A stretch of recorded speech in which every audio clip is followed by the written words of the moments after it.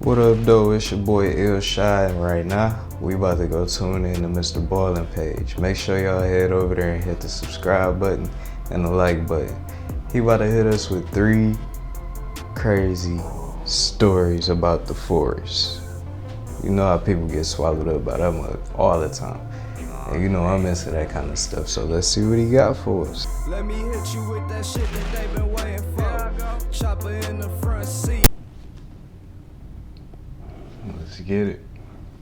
Every year, hundreds of people go missing inside of national parks and forests all over North America. Of those hundreds of missing people, there's always a few that are particularly strange, that there isn't a rational explanation for how they went missing or where they were discovered. One man named David Paulides, who's a former police detective, made it his mission to start investigating these strange disappearances. And after spending thousands of hours researching them, he saw that Shout out David Paulides and Missing 411.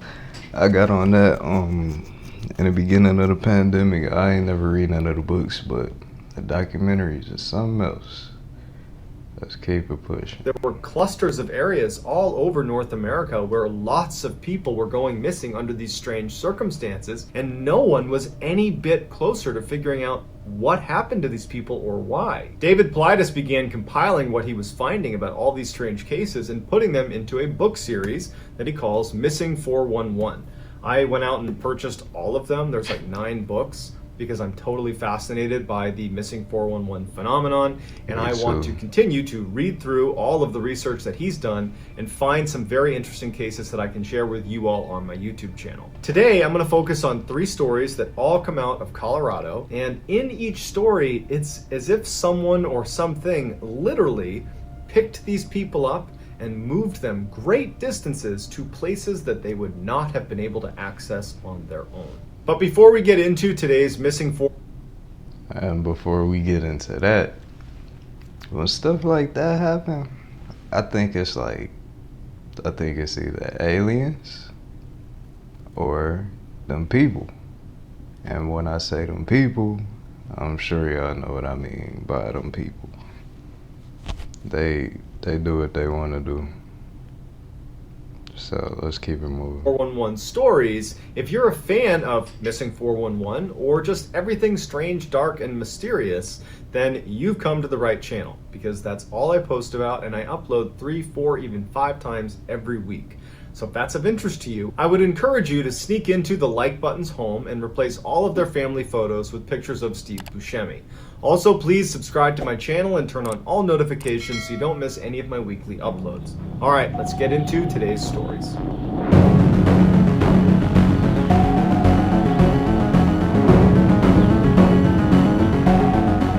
In 1981, Maurice Doc Demetz was an 84-year-old man living in Colorado. He was a lifelong minister, had a PhD in theology. He also had a blood condition, and he had arthritis in his knees that made it almost impossible for him to walk without assistance. He had always been really passionate about topaz hunting. He would go to these sites where you could dig into the ground and look for these rocks. When you broke them open, you could potentially find topaz. And he loved doing that. Because of his knees and because of his blood condition, he needed someone to go with him to walk him around to the different dig sites and to help him get back into the car and drive him back to his house. Doc had a friend named David McSherry. He wound up being the primary guy that would go with Doc anytime he went topaz hunting. On April 29th, 1981, Doc decides he wants to go topaz hunting. So he calls up David, and they load up David's car, and they head off to Pike National Forest, which was a spot they had gone many times before. And they had this one area that they used to love going in particular called Devil's Head. Locals in the area claimed that that spot was actually haunted by evil spirits. But to Doc and to David, there was no indication that they bought into any of that, and they went there. See, usually stuff like that happen to people who don't believe in that kind of stuff. You notice that? I noticed that. Let's go. All the time. When they got there on April 29th at 10 a.m., they got out, they went to their favorite dig sites. David actually walked Doc down this hill to this one little clearing. Doc had a backpack with him full of the tools he used to dig out the different rocks. After David had walked Doc to this spot, David walked back up the hill towards their car and went about 50 yards away from where Doc was to his dig site. And over the next several hours, the two would work independent of one another, just digging for topaz. Periodically, David would look over and he'd make sure that he could see Doc and make sure Doc was okay. At 3:45 in the afternoon, David decides, all right, it's probably time to get going soon. And he pokes his head up and he looks in the direction of where Doc was supposed to be, and Doc's not there. He had just seen him about 15 minutes earlier, so he's not concerned. He knows it's only been a few minutes, and frankly, Doc can't really go anywhere. He can barely walk. And so he just kind of stands up and maybe tries to get a better look. Man, 15 minutes or not, bro. He can't walk. How you get out of my sight and you can't walk? Man. And he's thinking, okay, maybe Doc stood up and got behind a tree to relieve himself, or maybe he kind of is just out of sight, and he starts walking down to the area to just go find Doc. But Doc isn't there, and neither is his backpack with all of his tools. And David's sitting there thinking, I guess Doc must have packed up and headed back to the car.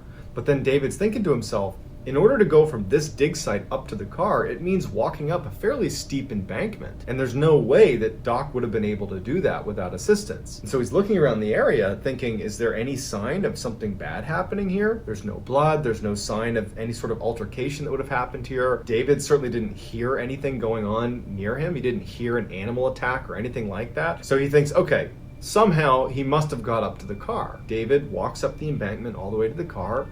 Doc's not up there. David goes in the car and he starts honking the horn and yelling out for Doc. No response. As he's honking the horn, 3 motorists come down the road. They see David honking the horn, and so they say, hey, what's going on? David tells them, hey, I got my 84-year-old friend. I don't know where he went. He can't have gone far. Can you guys help me look for him? But after David and these motorists spend a couple of hours looking in this area and there's no sign of him, they end up... Wait. They spent a couple hours. Either on the mothership or in the back of a paddy wagon.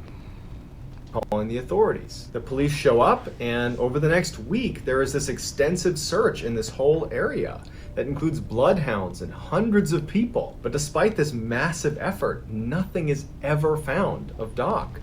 He just vanishes. And so Doc's wife writes a letter to the governor of Colorado and just says, he can't have done this on his own. He can't have walked away on his own. Someone or something lifted him up and took him away. There was no response to this letter, and ultimately Doc's case was shut down. They stopped looking for him and assumed he had died. But when David Paulides looked into this case and featured the Doc DeMetz case on his documentary, they actually reopened the case, but as of right now, there's no new additional details about the whereabouts of Doc DeMetz. To this day, we don't know what happened to him. To this day?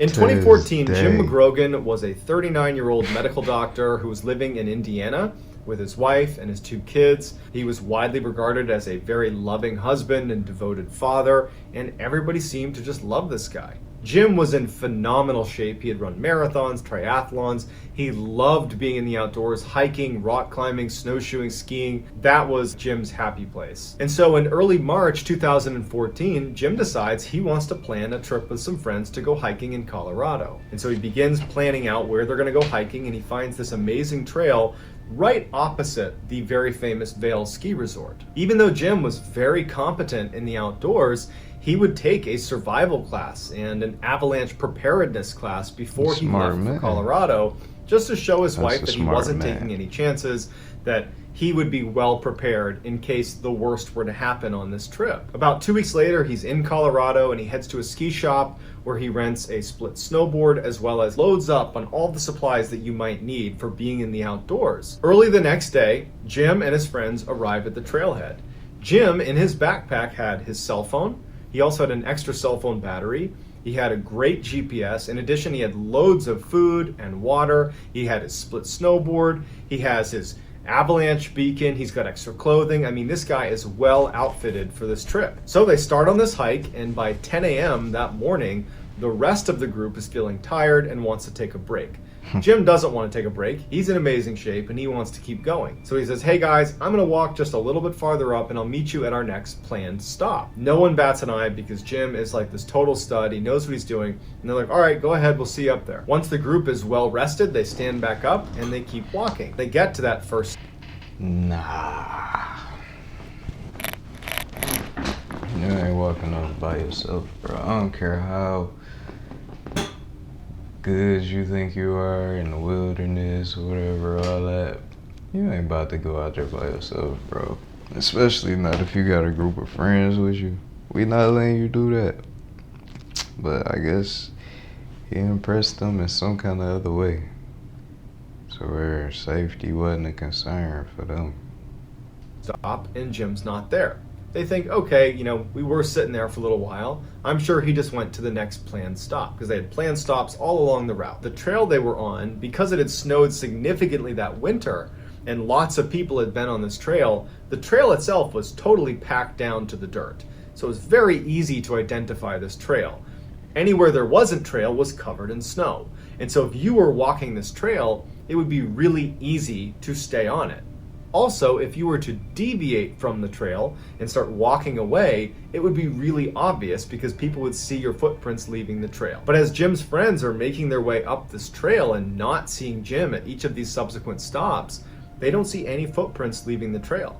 So they just figure he must have gone all the way to the end. He's just way ahead of us. But by 5 p.m., when they made it all the way up to the top where they planned on stopping and turning around, Jim wasn't there, and they hadn't passed him on the way up, and they hadn't seen any footprints or any ski tracks or anything to indicate that someone had left the path. See, that's what I'm talking about, man. Don't, if you ever go camping or anything like that, dude, don't let nobody go nowhere by themselves. Flat out. You never know out there. Like, it's out there. Like, you ain't in the city, none of that. You out there with that, and you know what that can do. Nature. You can do whatever it want to do. And so very worried about Jim, they called the authorities. Over the next 5 days, a massive search is launched in this area, including 3 helicopters that scoured an 18-mile square radius. They had scent sniffing dogs out there. They had all these very experienced mountaineers combing the area, but they couldn't find any sign of him. And again, because of all the snow outside of that trail they were on, the helicopter just searched up and down that trail looking for indications that someone had left the trail, looking for those footprints or ski tracks just off that trail they were on, and there weren't any. There was no sign that anyone had left the trail at any point. Yet Jim was gone. The authorities, friends, family, everybody's baffled, but they're thinking to themselves, Jim's a really competent outdoorsman. He has a working GPS. And they checked their cell phones. That whole area they were in, they had cell phone reception. So they're thinking to themselves, we don't know what's going on, but I'm sure he's going to turn up at some point. 20 days after Jim went missing, his body is discovered by 2 hikers 7 kilometers away from the trail he had been on when he went missing. He had died from significant head trauma as well as a broken...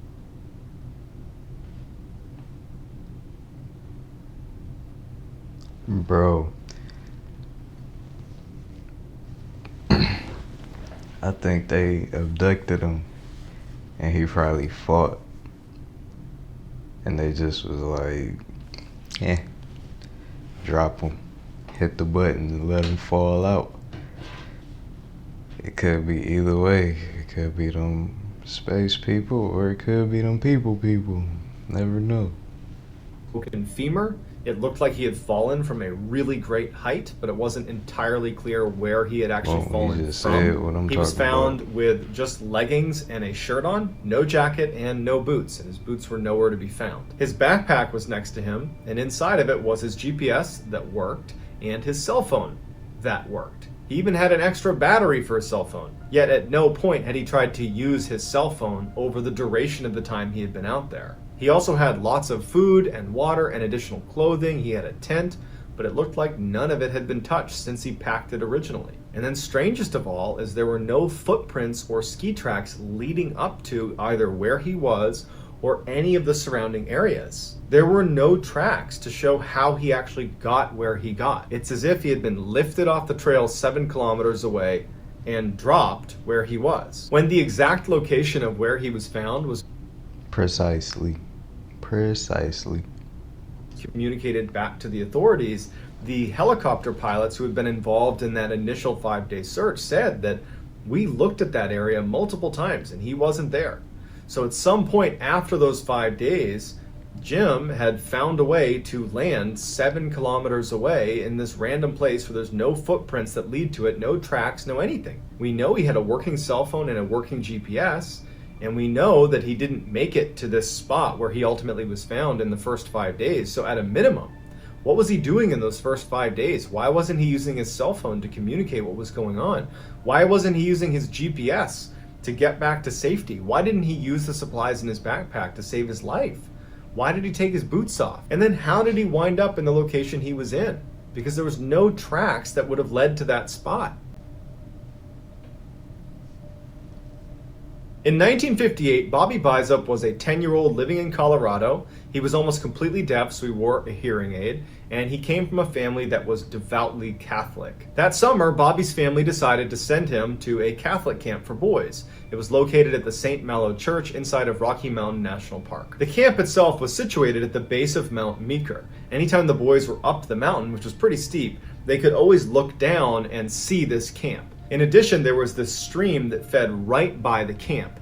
So if they could just get to the stream anytime they were up in the mountain, they could follow it all the way down and get back to the camp. This was something that they told all of the boys in case they got lost up in the mountain. On August 15th, around 6 p.m., Bobby was a little ways up from the camp fishing along that river. And one of the camp counselors was making his way up to try to get all the boys to come back down for dinner. This camp counselor would say that he clearly saw Bobby recognize that it was time to come back down, it was time for dinner. He clearly saw Bobby turn and start walking down towards the camp. At which point the counselor turned his back on Bobby and he too began walking down towards the camp, which was not very far away.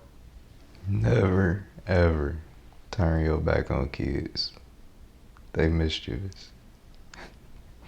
When the counselor got to the camp and turned back around though, Bobby was gone. And so the counselor starts immediately tracing his steps back to try to find Bobby, but he can't find him anywhere. The counselor goes and gets a number of the other counselors to come help him find Bobby. After about 30 minutes, no sign of Bobby. He's just gone. The camp counselors are looking around thinking, how is this possible? He was literally right there. He started walking, he was right behind me. How could he have gotten lost in such a short amount of time and in an area where he could literally see the camp and was actually on the river that leads right back to the camp? It didn't make any sense. The counselors alerted authorities and this massive search is launched to find Bobby. Over 300 people come out, including people from the military. It's this huge search and nothing is found of this boy. He's completely gone. 10 days after he went missing, they had to call off the search because there was absolutely no sign of this child. Even after the search ended, many of the camp counselors continued to, in their off time, scour the area around the camp to look for Bobby. And a year later, 3 camp counselors would actually find him. 3 camp counselors decided to go to a very hard to access area that had been... A year, a whole year later? Man, I can't imagine what his parents was going through. Searched previously, but they felt like it was the one spot that needed a little bit more attention. And it was 5 kilometers west of the camp and almost 800 yards up a fairly steep incline. This is a hard to access area, but they climbed their way up there, and sure enough, even though this area had been searched before, they found Bobby's hearing aid, bits of his clothing, and some of his bones. They didn't find any more of his remains, and no one knows what actually happened to him. But it really makes you wonder, what happened after the camp counselor turned his back on Bobby? It's as if someone scooped him up and flew him away. And even if he had intentionally run away, it would have been very difficult for a 10-year-old to get to that particular location where he was found. And to what end? Why would he have wanted to get up there? And so, like many of the other missing 411 cases, we are left with a series of questions and very few answers. So I'd love to get your theories as to what's causing these strange disappearances, and I'll do my best to get back to as many people as I can. Man, what y'all think about that? I'm thinking, like I said, I'm thinking aliens or them people. Leave me what you think in the comments down below. Like, subscribe. Go subscribe to MrBallen channel, man. Check out some of them videos. Might find something you like. It's pretty cool over there.